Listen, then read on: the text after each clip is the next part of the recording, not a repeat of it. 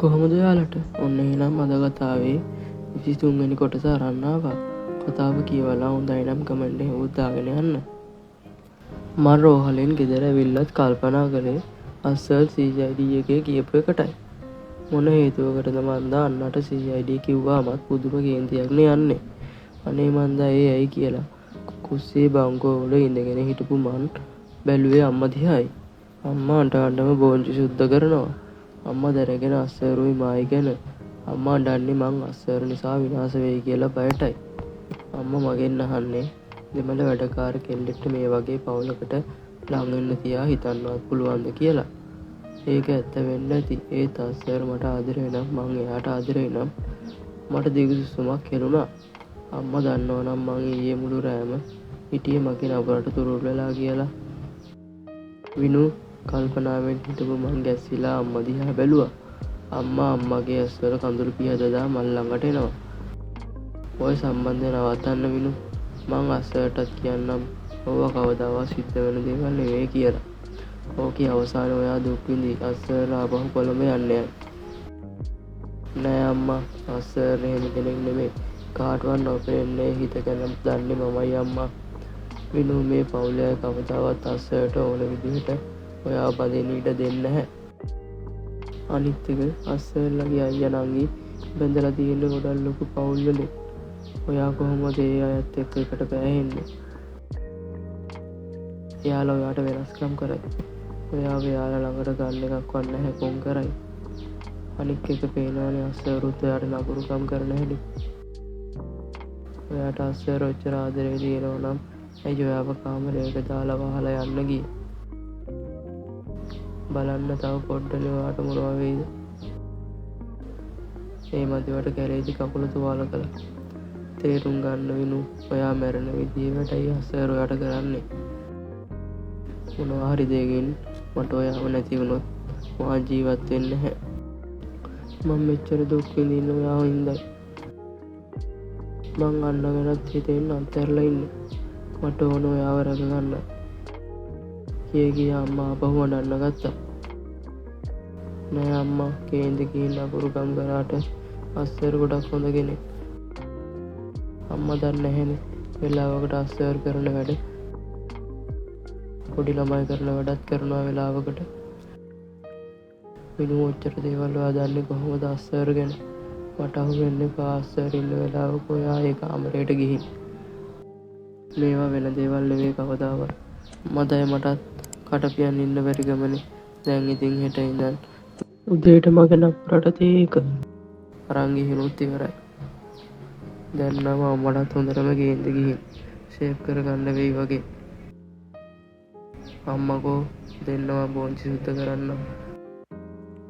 බෝංචි මා සුද්ධ කරගන්න.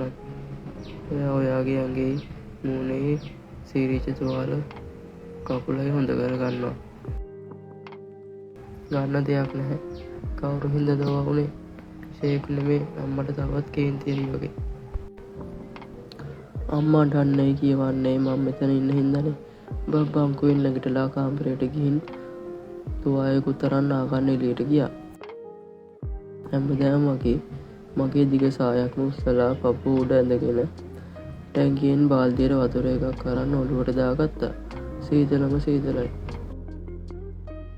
ඒත් ඉතින් මේ සීතල මොකද්ද? පීල්ලේ වතුර වලින් දැනෙන සීතල සනීපෙට. දැන් නම් මට ආපහු ආසයි පීල්ලෙන් නාන්න. ඒ කඩා හැලෙන වතුර ටිකක් ඇඟට එද්දි දැනෙන සනීපේ කියලා නිම කරන්න බෑ. මං කල්පනා කර නාගෙන කාමරයට ඇවිත් කොළ පාට පංජාබ් එක ඇඳගත්තා. අද පිච්චවල නැහැ නිසා මං මගේ ටික කොණ්ඩෙක් කඩාගෙන කුස්සිය පැත්තෙන්ම එළියට බහැලා ඉස්සරහ ගාඩ් එක දිහා බැලුවා. බේබිලා 3 දෙනාම සෙල්ලම. මගේ නපුරා ගෙදර එනකම් දවස ගෙවා ගන්නත් එපා. මාත් බේබිලා ඉන්න පැත්තට ගියේ යාළුවත් එක්ක සෙල්ලම් කරන්න හිතාගෙන. මම බේබිලා ළඟට ගියා විතරයි 3 දෙනා මල් ළඟට ඇවිත් මගේ මුණ දිහා බලන් ඉන්නවා. ඇයි ආන්ටි ඌවා වෙලා මොකද වුනේ? අනුස් ලොකු බබා මාවත් ගහද්දී ඒන්ජල් බේබි අවිස් පොඩි බබායි මාවත් ගන්න ගත්තා. ඔයාලගේ නපුරු සුදු මාමිකි වැඩ තමයි කියලා මගේ කටට කියවෙන්නත් ඇවිත් මන් නොකිය හිටියා. ආන්ටි පැටුනනේ බබාලා. දැන් හොඳයි. දැන් අපි සෙල්ලම් කරමුකෝ. මටත් ඉතින් එක විදියකට ඉන්න බැහැනේ. මං කකුලක් කොරක ගාම බේබිලත් එක්ක අල්ලන සෙල්ලම් කළා. අන්තිමේදී මන් තුන් දෙනාවම ඉක්මනට අල්ලන්න නිසා අනුස් බබා මගේ කරේ තිබුණ කළු පාට ෂෝල් එක අරන් මගේ ඇස් දෙක පැන්දා. ඇස් දෙක පැඳන් අල්ලන්න කියලා යාලව. දැන් නම් ඉතින් මිලෝදයක් පේන්නේ නැහැ. මං අත දිග ඇර පපාල තුන් දෙනාව අල්ලන්න හොය ඉස්සරහට ගියා. කට්ටියගේ සද්දයක් නැහැ. කොහේ හරි හැංගිලා වගේ තුන් දෙනාම. මං අත් දෙක හෙට මෙහෙට කර කර ඉස්සරහටම ගියා. ආව් මං ඇස් වහන් ගිහින් තියෙන්නේ රෝස පාත්තියටද කොහෙද?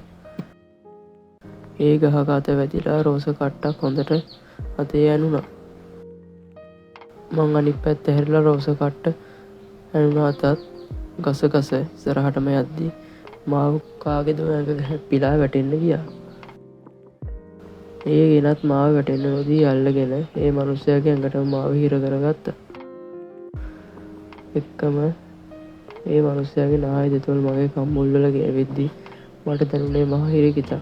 මං ඉක්මනට ඒ මිනිහගෙන් නයින් වෙලා මගේ ඇස් බැඳලා තිබුණ ෂෝල් එක අයින් කරන්නයි හැදුවේ. මම මගේ අත ඇස් බැඳපු ෂෝල් එකට ලං කරද්දී ඒ මිනිහා මගේ ඒ අත අල්ලගත්තා. ඒ නිසා මං හැදුවේ අනිත් අතින් හරි ෂෝල් එක අයින් කරන්න. ඒත් ඒ මිනිස්සයා මගේ අතත් අල්ලගත්තා. කවුද ඔයා? මාව අතාරින්න. මං කිව්වත් ඒ මිනිස්සයා මාව අතාරියේ නැහැ. එහෙනම් අස්සවර්ද මේ සද්ද නොකර ඇවිත් මාව බය කරනවද දන්නේ නැහැ. අස්සර් උසයි මේ පොටමිනිය. කවුද මේ? මාව අතාරිනවා. මං කියද්දී ඒ කෙනා මාව ඒ මිනිහාගේ ඇඟටම හිර කරගත්තේ මට රිදෙන තරමටයි. මාව අතාරිනවා මාව රිදෙනවා මට. මාව අතාරියේ නැත්තම් මං කෑ ගහනවා බංගලාව ඇතුළට ඇහෙන්න. කියාගෙන මං අයියෙන් කෑ ගහන්න හදද්දී මං හිතන්නත් කලින් මාව කරකවලා අරන් මගේ පිට ඇඟට හේතු කරගත්තේ මේ මිනිහා. මට කෑ ගහන්න බැරි වෙන්න මගේ කටත් අතකින් වහගෙන මගේ අත් දෙකත් අහුවෙන්න ඉන වටේට අතක් දාගෙන මාව හිර කරගත්තා. කවුද මේ? දැන් නම් මට හෙල්ලෙන්නවත් බැහැ. මගේ ඇස් වලින් කඳුළුත් කෙරෙන්න ගත්තා. මං ඇස් මැදගෙන ගියේ පේරගහ පැත්තටනේ. එතන කවුද එතන හිටියේ? මේ බංගලාවේවත් ඇතුලේ කාටවත් ඇතුල් වෙන්න බැහැනේ. කවුද මේ? කීරවල් මේ බංගලාවේ කෙනෙක් නෙමෙයි. කවුද එහෙනම් මේ? මං හිතද්දීම මාව අල්ලන් ඉන්නේ මිනිහා මගේ ගෙල පුරාම හවන්න ගත්තේ වේදනාව ඉවස ගන්න බැරි තරම් දැනෙද්දී මට හෙල්ලෙන්නවත් බැරි තරමට මාව හිර කරගෙන මගේ බෙල්ල හපනේ මිනිස්සයාගෙන් බේරෙන්න මං දඟලද්දී එකපාරට මේ මිනිස්සයා මල්ලකින් එහාට විසික් කරලා යනවා වගේ දැනුණා. ඒත් එක්ක මාව කවුද ඇදලා අරන් පැත්තකට තල්ලු කරා. මම වෙබුල ඇස් වලින් ෂෝල් එක ගලෙව්වේ කවුද හොඳට ගුටි කන සද්ද හෙද්දී. මං ඇස් කැට ගහපු ෂෝල් එක ගලවපු ගමන් දැක්කේ අස්සර්වයි. අස්සර් මාව අල්ලන්න හිටපු මිනිස්සයාට හොඳටම ගහනවා. උඹ කාගේ ඇඟටද මිනිහ අත තිබ්බේ? මේ අත් දෙකෙන්ද මගේ කෙල්ලගේ ඇඟට අත තිබ්බේ? කිය අස්සර් මේ මිනිස්සයා කෑ ගහදී මේ මිනිස්සයාගේ අත් දෙක අරන් අනිත් පැත්තට හැඹරුවා. මේ මිනිස්සයා තව හයියෙන් කෑ ගහන්න ගත්තයි වෙලේ. මාව මරන්න එපා සර්. මං ආවේ ලොකු නෝනට පණිවිඩයක් දීලා යන්න. කොළඹ ඉඳලා ආවේ. ආවනම් මාව වැඩේ කරන්න නැතුව මේ කෙල්ලගේ ඇඟට අත තිබ්බේ. අස්සර් තාම මේ මිනිස්සයාගේ අත් දෙක අඹරනවා. අනේ පුතු සර් මේ වැඩකාරී දැන් ටිකකට කලින් අර කුස්සිය පැත්තට ඇඟිය ළඟ බාගට ඇදන් නෑවා. මේක දැක්ක මං මේ හරි ඉන්නවා කියලා තේස් මේක මට පේන්නම එතන ඒ විදිහට මේ මිනිස්සයා කියද්දී අස්සර් මේ මිනිස්සයාගේ කටට ගැහුවේ සිහි නැති වෙන්නමයි. සිහි නැති වෙලා බිමට වැටිලා ඉන්න මේ මිනිහට අස්සර් තවත් ගහනවා. කේන්තියටද කොහෙද? අස්සර් මේ විදිහට තවත් නම් ගැහුවොත් මේ මිනිස්සයා මැරෙයි. අන්දුවල ගිහින් අස්සර්ගේ අත කෙල්ලුණා. අනේ බා මහත්තයා ඔය මිනිහා මැරෙයි අතාරින්න. මං කියද්දී ඉනිපිටි වෙන ඇස්වලින් මගේ දිහා බලපු අස්සර් මං අල්ලගෙන හිටපු එයාගේ අත ගසලා දැම්මේ මාව ඇතට විසික් වෙලා වැටෙන තරමට. මං බයටම වැටිලා අඬ කෑ ගහද්දී බංගලාවේ ඇතුලේ හිටපු තිනෙත් සර්රුයි අස්සර්ගේ තාත්තා තනස්සර්රුයි අස්සර් ළඟට දුවගෙන ආවේ. අස් නතර කරනෝක ඔය මනුස්සයා මැරෙයි.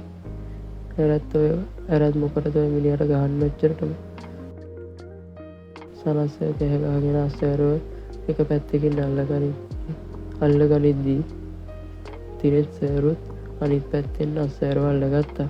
ලොකු මල්ලි නතර කරනෝක ඒ දෙන්නට අස්සර්ව නවත්තන්න තියා හිතන්නවත් බැරි වුණා. ලොකු මල්ලි ඔය මිනිහා මැරෙයි බං අතෑරපන් උඹෙන් කුටි කන්න ඔය මිනිහා බැහැ. තිනෙත් සර් කියද්දී අස්සර් බැලුවේ තිනෙත් සර් දිහායි. ලොකෝ තමුසේ දන්නවද මූ අත තිබ්බේ කාටද කියලා? මගේ හුස්ම ටිකට මූ අත තිබ්බේ මගේ හුස්ම ටිකට කියාගෙන අස්සර් මේ මිනිහට ආපහු ගහන්න ගත්තා. සනස්සර්ටත් තිනෙත් සර්ටවත් නතර කරන්න බැරි වුණා. අස්සර් මේ මිනිහට ඇති වෙන්න ගහලා මගේ පැත්ත හැරුණා. මං තාම අස්සර්ව තල්ලු කරපු පාර බිම වැටිලා. අස්සර් ආයේ මල් ළඟටයි. ලොකු මල්ලි විනු මොකටද? ලොකු මල්ලි විනු මොනවද කළේ? උඹ ඔය කෙල්ලට නම් ගහන්න එපා. තිනෙත් සර් කෑ ගහද්දිත් අස්සර් මල් ළඟට එද්දි මං බයි වෙවුලන්න ගත්තා. ඒ මිනිහා බොරු කිව්වේ. මං එහෙම නෑ වෙන මහත්තයා. මං බයි වෙවුල කියද්දි මල් ළඟට ආපු අස්සර් මට අතින් කිව්වේ නැගිටින්න කියලායි. ඒත් මට නැගිටින්නත් පණක් නැහැ. මං බයි වෙවුලනවා. ඒ වෙලෙම කොහෙන්ද දුවගෙන ආපු සෝමු නෝනා බය වෙවුලන මාව නැගිට්ටවද්දිම අස්සර් මගේ බෙල්ලෙන් අල්ලගත්තා. කේන්තියෙන් වෙවුල. මං ආවේ නැත්තම් උඹට මොනවද වෙන්නේ? උඹට මොකද වෙන්නේ කියපන් මට. කිව්වනේ පරිස්සමෙන් ඉන්න කියලා. අනේ ලොකු මල්ලි මිනු අපේ බබාලත් එක්ක සෙල්ලම් කළා. ඒ කෙල්ල මොනවා කරන්නද මේ මිනිහා වත්ත ඇතුලේ ඉඳලානේ. මොකටද මූ මෙහෙට ආවේ? ඒක අම්මගෙන් අහන ලොකු මල්ලි. රොෂෙල් නෝනා කියද්දි අස්සර් මාව අතෑරියේ මගේ බෙල්ල දිහාත් බලලයි. මං හදිස්සියකට ආවේ. මං මූ අරන් යනවා. ගෙනිහින් තිනෙත් සර් අහද්දී අස්සර් මේ මිනිහා දිහා බැලුවේ මරනවා කියාගෙනයි. අමුතුවෙන් මරන්න දෙයක් නැහැ ලොකු මල්ලි. මූ බාගෙට මැරිලා ඉන්නේ. ඒ නිසා ඔය ආපු වැඩේ කරගෙන යන්න.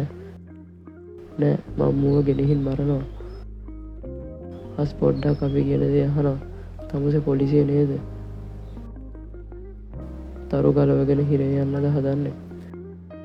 කට්ටියම එකතු වෙලා දහසක් දේවල් කියද්දී අස්සර් කාමරයට ගිහින් ලැප් එකක් අරන් ඇවිත් කාර් එකට නැග්ගා. මං කොච්චර අඬ අස්සර් දිහා බලන් හිටියත් මං දිහාවත් නොබලා එයා යන්න ගියා. මං අස්සර් යන දිහා බලලා පිටිපස්ස බලද්දී මං දැක්කේ අම්මත් මං දිහා බලන් ඉන්නවා. ඒ එක්කම එන්ජල් බේබියත් අනිත් බේබිලා දෙන්නයිත් ඇවිත් මගේ ඇඟේ එල්ලුණා. කොහෙද බේබි ගියේ? මම කොච්චර හෙව්වද? අපි එන්ජල් නගේ කාමරේනේ හැංගුනේ. අම්මී එනකම් මං හැංගිලා ගොඩක් කලා බලන්න හිටියා. එන්ජල් බේබි මල් ළඟට ඇවිත් මට වඩා ගන්න කියද්දී මම බේබිවත් වඩාගෙන ගෙට ගියා. රෑ වෙද්දී අම්මගෙන් නැති වෙන්න බැනුම්ට හේවොත් ආවන ගමන්ම මං කුස්සියට වෙලා අම්මට උයන්න උදව් කරලා කාමරයට ආවේ ටිකක් ඇඳේ ඇලවෙන්න හිතාගෙන. අර මිනිහා මගේ බෙල්ල හපපු හැමතැනම රිදෙනවා. මං කණ්ණාඩිය ළඟට ගිහින් බෙල්ල අත ගාගත්තා. ඒ එක්කම කාමරයට ආපු අස්සර් එකපාරටම මගේ අතකින් අල්ලගෙන මාවත් ඇදගෙන එයාගේ කාමරයට අරන් ගියා. ඉඳ ගන්නවා. අස්සර් මගේ අත ඇරිය ඇඳ වෙන්නලයි. මං බයෙන් නැදින් ඉඳ ගනිද්දී අස්සර් කබඩ් එකක ලාච්චුවක් ඇල්ලලා පොඩි ටියුබ් එකක් අරන් ඇවිත් මල් ළඟින් ඉඳගත්තා. බලනවා තමුසේගේ බෙල්ල හැටි. අර බල්ලා අපල හැමතැනම. මං ආවේ නැත්තම් මේ වෙලේ තමුසේ මොනවා වේද? අස්සර් අර මිනිහා මගේ බෙල්ල හපපු හැමතැනම පීම් වගේක් ගහන්න ගත්තා. ඊට පස්සේ මගේ බාත්රූම් එකට ඇවිත් නා ගන්නවා. ආපහු එළිය නාලා මට අහු වෙන්න එපා. කොහොමවත් මං තමසට කිව්වන වෙන එකකි හුළඟක්වත් මන් තමසර වදින්න කැමති නැහැ කියලා. මං ඔළුව වලලෝ කියද්දි එයා මගේ මූණ යාගේ තෝතරරන් මගේ මූණ පුරාම සිපගත්තා. පව් මගේ කෙල්ලට කරදර ඉවරයක් නැහැ. තව පොඩ්ඩෙන් මගේ නුත් කුටි කනවා. මේ වෙලේ බෙල්ල අත ගාද්දි බෙල්ලේ තිබුණු ඔය බැල්ලම් දැක්කේ. ඒක දැකලා මගේ ඔළුවත් එක්ක අවුල් වෙලායි මං තමසව අතෑරියේ. තරහට නෙමේ දුකටයි කතා නොකර යන්න ගියේ. මගේ කෙල්ලගේ කඩත තිබ්බා ඌ එහෙනම්. අස්සරත් දෙකම මිටි මොලවන් කියද්දී මම බිමින් ඉඳගෙන ඒ ඔඩොක් වෙන්න ඔළුව තිබ්බා. මේ නපුරට එන ගේ නිවන්නත් මට විදිහක් තියෙන්න එපා. යන්න උඩ තල්ලනවා කාමරයට අම්මා එන කම්ම. සර නෝනා මතක් කරපු ගමන් මං ඔළුව ඉස්සුවා. මිනු බය වුණාද? දැන් ඉතින් කොහොමත් තාත්තයි අයියේ දැනගන්න ඇති. දැන් වැඩේ ලීක් කොහොමද? මට තව වැඩි කාලයක් මෙහෙ ඉන්න වෙන්නේ නැහැ මිනු. මගේ වැඩ මෙහෙ ඉවර වෙන්න ළඟයි. අනේ මහත්තයා ඔයා මෙහෙ ඉන්නකො මාව දාලා යන්න එපා. මිනු මාව මෙහෙට මොකටද? එයි මෙහෙ වල්ලන්න. ඒවා මෙහෙ පොලිසිය බලාගනි. බය වෙන්න එපා මිනු. මං ඔයාව බැඳලා මෙහෙන් කොළඹ එක්කයි යනවා. මං හිනා වෙලා ආපහු වැඩක් වෙන ඔළුව තිබ්බා. හැරත් මෙහෙ නරක වැඩ කරන මිනිස්සු අඩුවිනේ මිනු. මෙහෙ ඉන්න හැම ජාතියේම මිනිස්සු හදන්නේ ගොවිතැන් නැත්තම් මොකක් හරි වැඩක් කරලා ජීවිතේ ගැට ගහගන්න. කොළඹ ඉන්න ගෑන් තමයි මෙහෙ ගේම තියලා මෙහෙට ඇවිත් හැංගිලා ඉන්නේ. උන්ට පහේ උන්ගේ සපෝට් එකක් තියෙනවනේ. ඒ නිසා උන් මෙහෙ ඇවිත් හොයාගන්න බැරි විදියට හැංගිලා ඉන්නවා. සැපත් විඳ විඳ. සමහර වෙලාවට එහෙන් එන ගෑන් කාර්යයන්ට සපෝට් දෙන මෙහෙ සමහර ජරා මිනිස්සුත් ඉන්නවා. උන් තමයි මෙහෙට ඇවිත් හැංගිලා ඉන්න පාතාල ලොක්කන්ට ගෑනු සප්ලයි කරන්නේ. එහෙන් ආපු පාතාල ලොක්කෙක් උන්ගේ මෙහෙ සපෝට් කාර්යයට කිව්වොත් ක්ලාස් යන පාර අයනගේ හිටන් ඉන්න හරි ගෙදරක ඉඳලා හම්බෙන් දැකපු ලස්සන අහිංසක කෙල්ලෙක් වෙන්නලා ඒ කෙල්ල ඕනේ කියලා මෙහෙ එකා ඒ කෙල්ලව බලෙන් උන්ට ගිහින් දීලා ලොකු සල්ලියකුත් ගන්නවා. අර අහිංසක කෙල්ල අරන් විනාශ කරලා සමහර විට මරලත් දානවා. අස්සර් කියන දේවලට මගේ ඇඟ හිරි වැටිලා ගියා. මට ආරංචියක් තියෙනවා මිනු මෙහෙ දෙන්නෙක් ඉන්නවා කියලා. කොළඹ දරුණුම පාතාල කල්ලියකට උදව් කරන උන් දෙන්න පාතාලෙන් මට මේ වරුම් කීපයකුත් කරලා තියෙනවා දැනට. කියාගෙන අස්සර් මගේ මූණ දිහා අමුතු විදිහට බැලුවා. ඒ එක්කමයි තිනෙස් සර් එළියේ ඉඳන් අස්සර්ට කතා කළේ. අස්සර් කාමරෙන් එළියට ගියාම මාව සරණුනට හොරෙන් ගේ කාමරෙන් එළියට ආවා. මං කාමරෙන් එළියට එද්දිම අස්සර් නෙත් සර්වත් උස්සගෙන කාමරයට යනවා. ඇයි මේ නෙස්සර්ට මොනවා වෙලා තියෙන්නේ මේ? ඔක්කොම නෙස්සර්ගේ කාමරයට යද්දි මාත් ඒ පස්සෙන් ගියා. ගේගටි හරියේ නෙත්ගේ කාර් එක නතර කරලා තිබුණු හින්දා මං නිකමට වගේ බැලුවේ. කායකේ දොරටත් තට්ටු කරලා සද්දයක් නැති හින්දා දොර ආරේදී දැක්කේ නෙත් සීට් එකට හේතු වෙලා ඔළුව තියන් ඉන්නවා. කීප සැරයක්ම කතා කරද්දි මට තේරුණා සිහිය නැතුව ගිහින් කියලා. තිනෙස් සර් කියද්දි අස්සර් නෙත් සර්ගේ ෂර්ට් එකේ බොත්තම් ගලවනවා. මේක මේ සිහිය නැති වෙන්නම් බීලා. පොඩි මල්ලිව හොස්පිටල් ගෙනියන්න තිනෙත් සෝෂල් නෝනා කියද්දි මම බැලුවේ අස්සර් දිහා. ඕන්න නැහැ අක්කා. බීලානේ සිහිය නැති වෙලා තියෙන්නේ. පෙරි බහිදි සිහියේ. අක්කා එන්ජල්ලා ගන්න. අද රෑ ළඟට. නෙත් ගැන අපිට මීට වඩා බලන්න වෙනවා. කොල්ල සෑහෙන දුක් විඳිනවා. සනස් සර් කියද්දි සරණෝනත් සිහිය නැති වෙලා නෙත් සර් ළඟට ගියා. නෙත් ගිය දවස් ටිකෙත් බිව්වා. මේ විදිහට දැන් නෙත් බොනවා සෑහෙනවා වැඩි. එයාට ඕන විදිහේ මගුලක් කරගෙන එයාම දුක් විඳිනවා. නැත්තම් වෙන මගුලකට දඟලනවා. සරණෝනා කිව්වේ මන් දිහා බලලයි. තවත් කොටසකින් හමු වෙමු. කමෙන්ට් එකකුත් දාගෙන යන්න.